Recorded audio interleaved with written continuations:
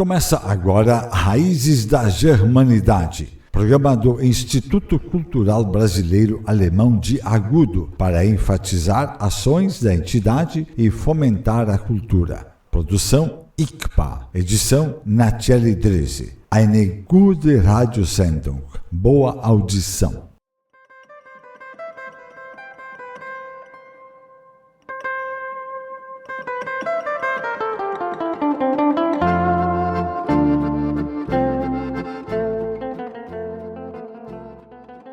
O primeiro passo para se estabelecer uma boa amizade com o próximo é olhar para dentro de si mesmo e perguntar: será possível que a hostilidade e a animosidade dos outros em relação a mim refletem minha própria animosidade e frustração? Modifique-se e você modificará suas relações com o próximo. Saúdo a todos em 16 de agosto de 2026. Um bom domingo a todos e vamos ao nosso programa Raízes da Germaneidade.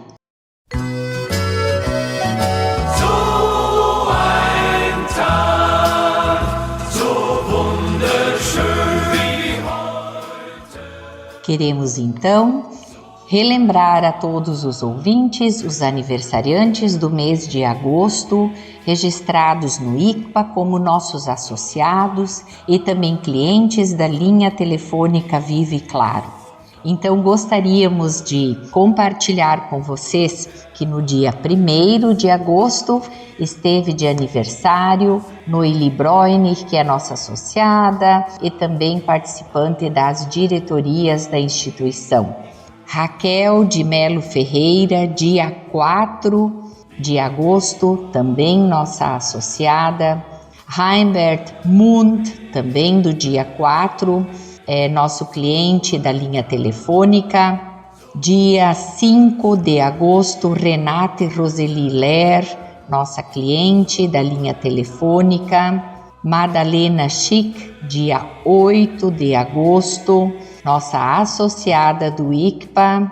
Dia 10, Maria Nilcinda Hoppe, nossa cliente.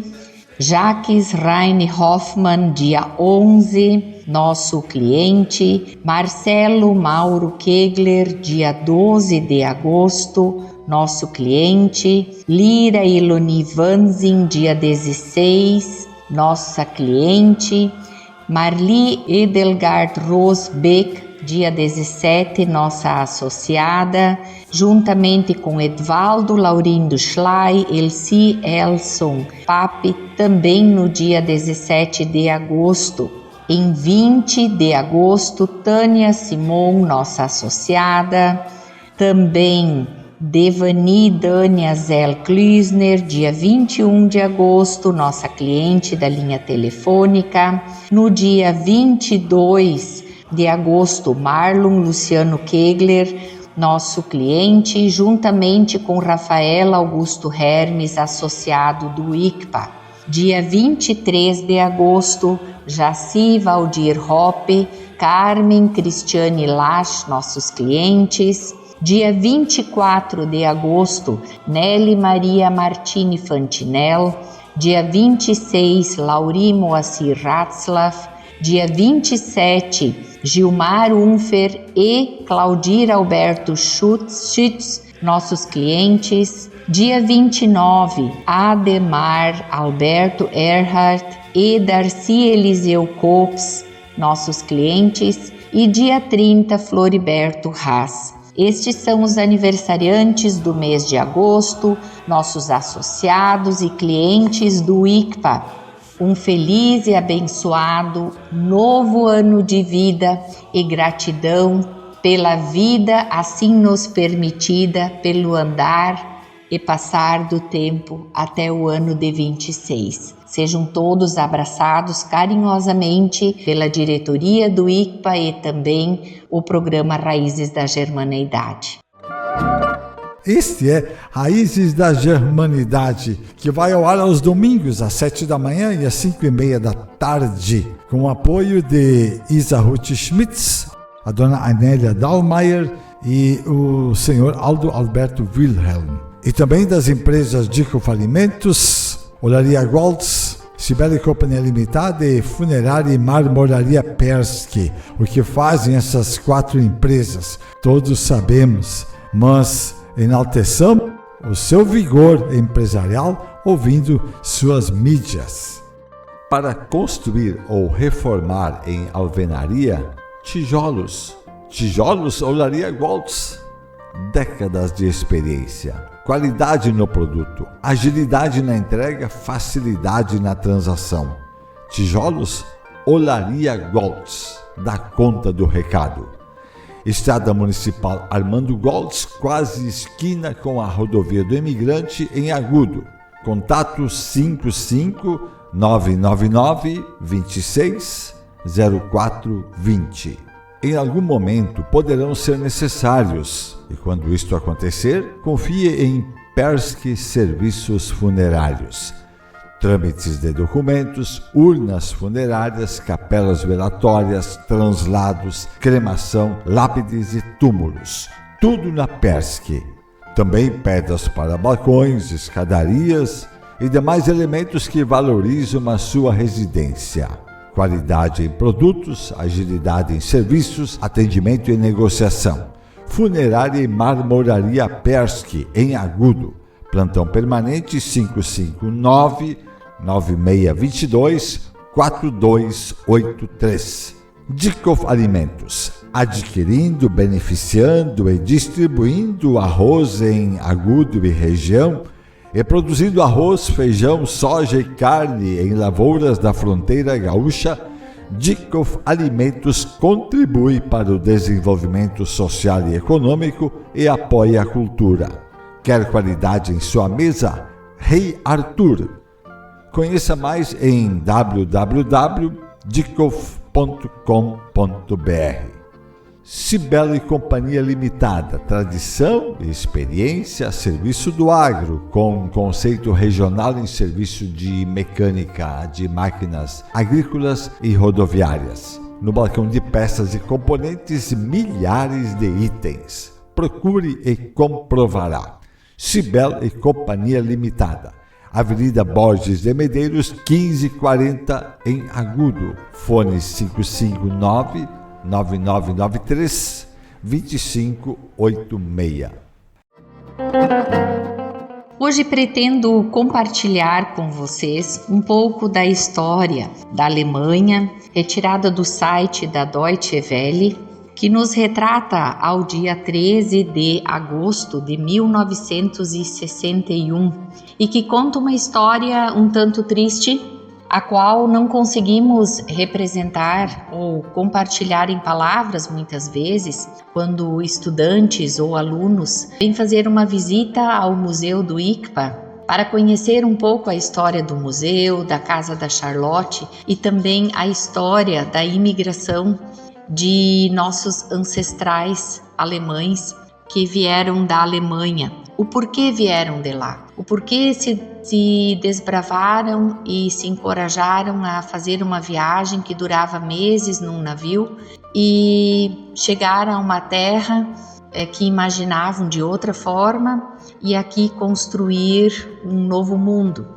Então, tudo isso é muito difícil de explicar, por isso pesquisei um pouquinho, gosto muito da Deutsche Welle, como rádio, como canal de TV também e nas redes sociais. Então, busquei um pouco da história da Alemanha agora para esse período de agosto e encontrei então uma matéria intitulada Quando Berlim Ocidental Amanheceu Cercada.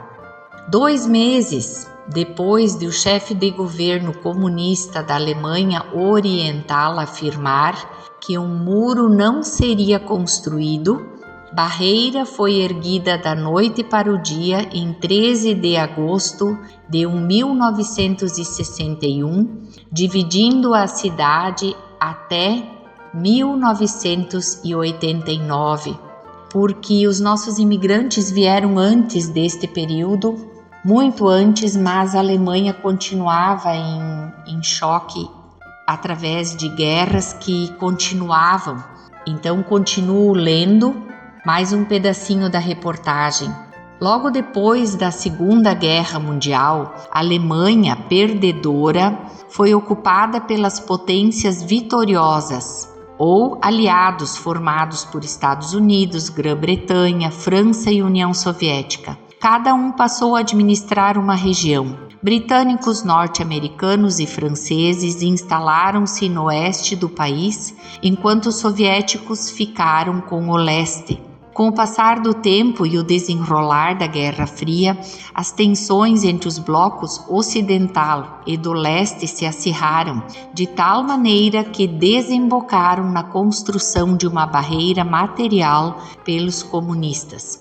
Vejam só, a Guerra Fria entrava numa nova fase em que a cortina de ferro separando o mundo capitalista sob a liderança dos Estados Unidos do bloco socialista encabeçado pela União Soviética deixariam de ser uma expressão retórica para assumir a forma de uma fronteira fortificada que se estendia por 1.400 quilômetros. Ela separava a chamada Alemanha Ocidental, República Federal da Alemanha, ou RFA, da RDA, Alemanha Oriental Comunista. A edificação das instalações militares na fronteira inter-alemanha não podia excluir Berlim, a cidade dividida, onde a cisão dos dois mundos não poderia ser mais clara. Berlim Ocidental tinha um status especial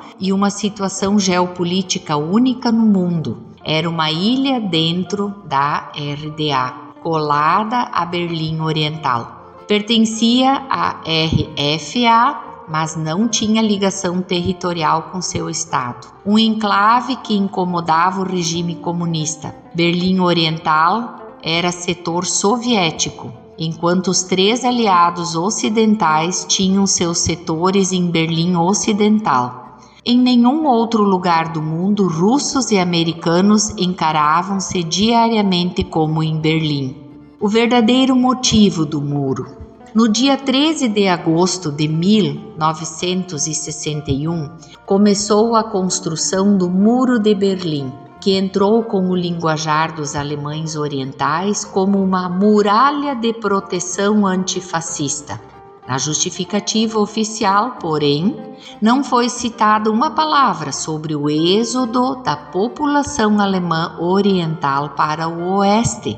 Aliás, este era o verdadeiro motivo da construção do muro: impedir a fuga em massa da população que começara já no início dos anos 50. Em julho de 1961, o alojamento de Marienfelde, em Berlim Ocidental, registrava um novo recorde de 30.000 fugitivos da Alemanha comunista. Em agosto, passava a fronteira diariamente de 1.000 a 4.000 pessoas. Então, o chefe de governo, Walter Ulbricht, encarregou Erich Honecker, então secretário do Conselho Nacional de Defesa, de cercar a fronteira. A 1h05 da noite de 13 de agosto, apagou-se a iluminação de rua no portão de Brandenburgo, o cartão de visita da cidade. Cerca de 20.000 policiais da Guarda de Fronteira, soldados, funcionários do Stasi,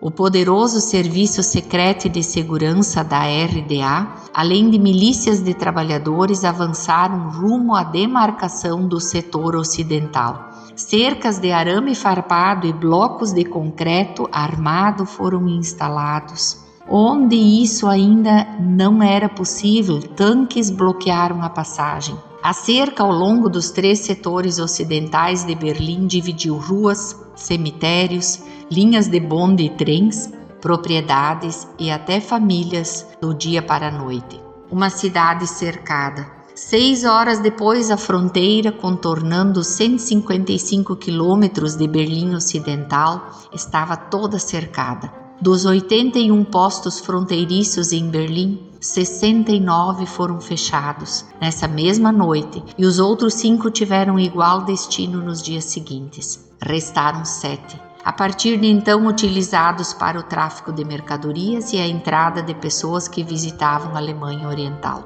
Sua população não podia mais sair.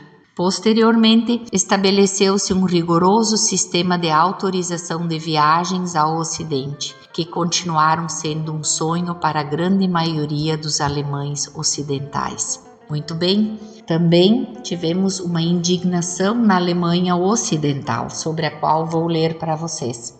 A construção do muro provocou indignação no Ocidente, na República Federal da Alemanha. Contudo, não faltaram apelos à razão e à moderação. Numa primeira reação, o então chanceler federal Konrad Adenauer referiu-se a uma situação muito séria e uma violação flagrante do Tratado das 4 potências aliadas. Ao mesmo tempo, ele conclamou a encarar com serenidade o desafio do Bloco Oriental e confiar nos aliados.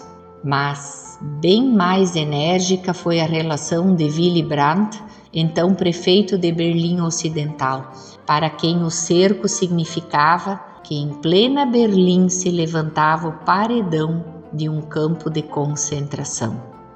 Os aliados não reagiam ao muro. Este muro contou e faz parte da história da Alemanha. No lado ocidental, acabou sendo uma plataforma para pichações. Por toda a sua extensão, ele tornou-se uma obra de arte com lemas políticos ou meros desenhos, porque milhares de berlinenses e de turistas lançaram mão de aerosóis para deixar uma mensagem colorida sobre o concreto, como profecia que se vê em várias fotos nas reportagens. Propaganda dos dois lados. Do lado oriental de Berlim, haviam cartazes com dizeres: acordos sobre salvo-condutos são melhores que provocações. Haviam registros de fugas com balões. Ainda em setembro de 1979, 2 famílias da Alemanha Oriental lograram uma fuga por um balão e conseguiram cruzar a fronteira em direção à Alemanha Federal a bordo do balão de ar quente, que eles próprios construíram às escondidas. O balão pousou de madrugada em Naila, na Baviera, sem chamar a atenção dos guardas da fronteira. Um túnel por baixo do muro também foi um desafio que reuniu por um grupo reunido pelo ator Wolfgang Fuchs e estudantes que durante 10 meses escavaram um túnel subterrâneo de 145 metros de extensão, 80 centímetros de altura e numa profundidade de 12 metros. Então, nos dias 13 e 4 de outubro de 1964, um total de 57 pessoas conseguiram fugir da Alemanha Oriental, antes que a polícia descobrisse o muro no dia seguinte. Muitos foram os casos e acasos, mortes junto ao muro e opções muito pesadas. Um registro muito pitoresco que me chama a atenção, em 1961 ainda, no dia 15 de agosto, 2 dias depois que a lei instituiu a construção desse muro, o soldado alemão oriental Konrad Schumann foi destacado para controlar a linha divisória na rua Bernauer, marcada por arames farpados, pois o muro ainda não estava pronto. Schumann jogou fora o fuzil e pulou sobre o arame farpado, passando para o lado ocidental. A cena ela é registrada e fotografada por jornalistas que acompanhavam o desenrolar dos acontecimentos em Berlim. Muitas coisas aconteceram. O próprio símbolo arquitetônico de Berlim, o portão de Brandenburgo, foi inteiramente isolado com a construção do muro. O acesso a ele só era possível a partir do lado oriental da cidade, ficando reservado às autoridades policiais e militares e aos próceres do regime comunista. A área circunvizinha do portão de Brandenburgo é novamente uma das mais movimentadas e frequentadas da capital alemã. Então são muitos os registros e ficou fazendo parte da história, mas hoje só na lembrança. O muro, onde está o muro hoje, os restos originais que ainda sobrevivem como partes de um souvenir comercializado, usado em chaveiros, cartões postais nos dias de hoje. E graças a boas pessoas que conseguiram pensar pela paz, conseguiram transformar e pôr abaixo este muro para que se conseguisse novamente olhar com uma unificação para uma terra tão promissora. Logo após a queda do Muro de Berlim, comerciantes tiveram a ideia de ganhar dinheiro com os restos. Empresários nacionais e estrangeiros ofereceram ao governo da RDA, que estava à beira da falência, grandes quantias pelos pedaços, e o governo aceitou. O antigo muro de proteção antifascista serviria agora para trazer dinheiro. A operação de comércio exterior foi confiada à empresa de importação e exportação Limex, e os recursos deviam ser utilizados para os fins humanitários, de acordo com a justificativa ocidental, beneficiando, entre outros, o sistema de saúde. Histórias, muitas histórias. A cada um dos alemães que ainda vive lá, a Alemanha Oriental deixou muitas marcas, muitos traumas registrados, muitas famílias traumatizadas. Hoje tudo faz parte da história de um mundo que já viveu em guerra. Trouxe uma parte deste noticiário para que pensemos que em agosto, 13 de agosto, houve a construção desse muro, mas que hoje não existe mais. Fica então o registro do programa Raízes da Germanidade, com esta informação da nossa Alemanha, nossa pátria-mãe. A Alemanha possui uma das mais ricas tradições de folclore e contos de fadas do mundo, moldada sobretudo por Jacob e Wilhelm Grimm, cuja coleção Contos de Fada de Grimm, publicada pela primeira vez em 1812, presenteou o mundo com algumas de suas histórias mais amadas: Rapunzel, Branca de Neve, João e Maria, Rumpelstiltskin, A Bela Adormecida, Cinderela, O Chapeuzinho Vermelho, são todos dos irmãos Grimm. Com mais de 200 histórias, sua coleção permanece uma das mais traduzidas da história e a base da tradição dos contos de fadas ocidentais. Os irmãos Grimm não inventaram essas histórias, eles as coletaram. Jacob e Wilhelm convidaram contadores de histórias locais para sua casa em Kassel e transcreveram o que ouviram, moldando os contos nas versões que conhecemos hoje, acrescentando lições morais e removendo elementos que consideravam inadequados para crianças. As histórias que reuniram refletem uma sensibilidade tipicamente alemã. Histórias escuras, repletas de perigos e encantamentos, heróis camponeses que ascendem por meio de astúcia e virtude, vilões que são punidos e objetos mágicos que auxiliam aqueles que são dignos. A bondade é sempre recompensada na tradição dos contos de fadas alemães. A crueldade e a ganância não. Ficamos então hoje com a história Gretel a Esperta. Era uma vez uma cozinheira chamada Gretel que usava sapatos com rosetas vermelhas e quando saía com eles nos pés olhava para um lado e para o outro pensando: "Você é como uma moça bonita." E quando voltava para casa em sua alegria, bebia um gole de vinho e, como o vinho aguça o apetite, provava o melhor de tudo que estava cozinhando até ficar satisfeita e dizia: "A cozinheira deve saber como é a comida." Aconteceu que um dia o patrão disse a ela: "Gretel, haverá um convidado esta noite. Prepare-me 2 galinhas muito bem decoradas." "Eu cuido disso, senhor," respondeu Gretel. Ela matou 2 galinhas, escaldou-as, depenou-as, colocou-as no espeto e, ao cair da noite, pôs-as diante do fogo para assar. As galinhas começaram a dourar e estavam quase prontas, mas o convidado ainda não havia chegado. Então Gretel gritou para o seu senhor: "Se o convidado não vier, terei de tirar as galinhas do fogo, mas será um pecado e uma vergonha se elas não forem comidas imediatamente quando estão mais suculentas." O patrão disse: "Eu mesmo irei buscar o convidado." Quando o patrão virou as costas, Gretel colocou o espeto com as galinhas de lado e pensou: ficar tanto tempo perto do fogo dá calor e sede. Quem sabe quando eles chegarão? Enquanto isso, vou correr até a adega e tomar um gole. Ela desceu correndo, colocou uma jarra no chão e disse: que Deus a abençoe para seu uso, Gretel. E tomou um bom gole e tomou mais um gole generoso. Então ela voltou e colocou as aves de volta no fogo.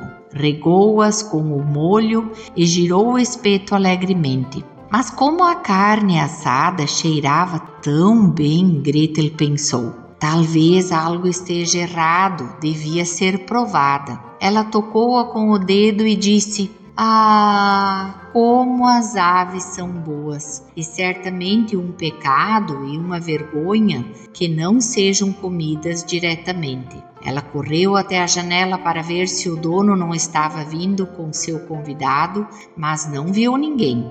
Então voltou para as aves e pensou: uma das asas está queimando, é melhor eu tirá-la e comê-la. Então ela cortou uma das asas, comeu-a e apreciou-a. E quando terminou, pensou: a outra também precisa ser comida, senão o patrão vai perceber que está faltando alguma coisa. Quando as duas asas acabaram, ela foi procurar o patrão, mas não o viu. De repente lhe ocorreu: quem sabe, talvez eles nem venham e tenham se recolhido em algum lugar. Então ela correu. Ela disse: olá, Gretel, divirta-se. Uma ave já foi cortada. Tome outra bebida e coma-a inteira. Quando a comer, terá paz, pois por que estragar os bons presentes de Deus? Então ela correu de volta para o porão, tomou um gole enorme e devorou um dos frangos com grande alegria. Quando um dos frangos foi engolido, seu dono ainda não havia aparecido. Gretel olhou para o outro e disse: onde um está, o outro também deve estar. Os dois andam juntos. O que é bom para um é bom para o outro. Acho que se eu tomasse outro gole, não me faria mal nenhum. Então ela tomou outro gole generoso e deixou o segundo frango se juntar ao primeiro. Quando ela estava no auge da refeição, seu amo chegou e gritou: depressa, Gretel, o convidado está vindo logo em seguida. Sim, senhor, servirei em breve, respondeu Gretel. Enquanto isso, o amo verificou se a mesa estava posta corretamente, pegou a grande faca com a qual ia cortar os frangos e a enfiou nos degraus. Logo o convidado chegou e bateu educadamente com cortesia à volta da casa. Gretel correu e olhou para ver quem estava ali. Quando viu o convidado, levou o dedo aos lábios e disse: fuja o mais rápido que puder. Se meu senhor a pegar, as consequências serão terríveis. Ele a convidou para jantar, mas sua intenção é cortar suas 2 orelhas. Ouça só como ele está afiando a faca. O convidado ouviu o som da faca sendo afiada e desceu os degraus correndo o mais rápido que pôde. Gretel não ficou parada. Correu gritando a seu amo e exclamou: você convidou um convidado ilustre. E Gretel, o que você quer dizer com isso? Sim, disse ela, ele pegou os frangos que eu ia servir do prato e fugiu com eles. Que truque esperto, disse o dono, lamentando as belas galinhas. Se ele ao menos tivesse deixado uma para mim, para que sobrasse alguma coisa para eu comer.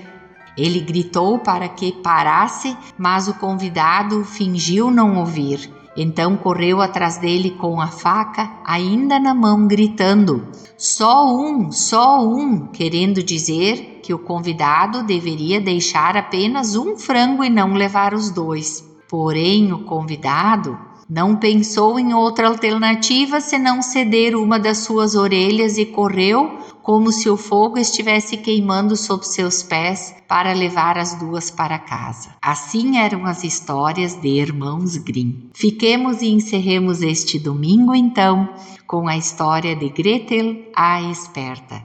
Obrigado por sua companhia. Raízes da Germanidade, programa do ICBA. Volta no próximo domingo, em 2 horários, às 7 da manhã e 5:30 da tarde. Bis am nächsten Sonntag.